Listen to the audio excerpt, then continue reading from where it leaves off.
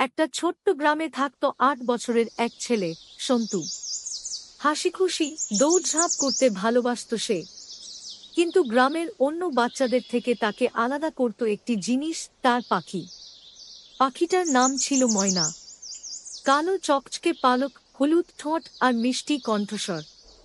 ময়না শুধু গানই গাইত না, কথাও বলত। সবচেয়ে মজার ব্যাপার হলো, সে সন্তুকে এক অদ্ভুত নামে ডাকত, কচি নোনো। প্রতিদিন সকালে সন্তু ঘুম থেকে উঠেই ময়নাকে খাঁচা থেকে ছেড়ে দিত। ময়না উড়ে গিয়ে সন্তুর কাঁধে বসত আর ডাকত, কচি নোনো, কচি নোনো। সন্তু হেসে গডাগডি খেত।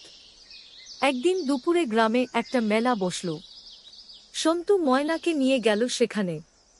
চারদিকে ঢাকঢোল, খেলনা, মিষ্টির দোকান, নাগরদোলা, সবই যেন রঙিন স্বপ্ন। কিন্তু ভিড়ের মাঝে হঠাৎ ময়না উড়ে গেল। কিছু দূরে গিয়ে দেখল এক ছেলের হাতে খাঁচায় বন্দি ময়না। ছেলেটি বিক্রি করতে চাইছে। সন্তু কেঁদে ফেলল, ও আমার ময়না, ওকে ছেড়ে দাও। লোকজন জড়ো হল। তখনই ময়না তার কণ্ঠে বলে উঠল, কচি নোনো, কচি নোনো, আমার কচি নোনো। গ্রামের মানুষ অবাক হয়ে গেল। সবাই বুঝল এই পাখি তো সন্তুরই বন্ধু। ছেলেটি ময়নাকে ফেরত দিল। সন্তু ময়নাকে বুকে জড়িয়ে ধরল। ময়না তার কানে মিষ্টি করে ফিসফিস করল, কচি নোনো, ভয় নেই, আমি সবসময় তোমার সঙ্গেই থাকব।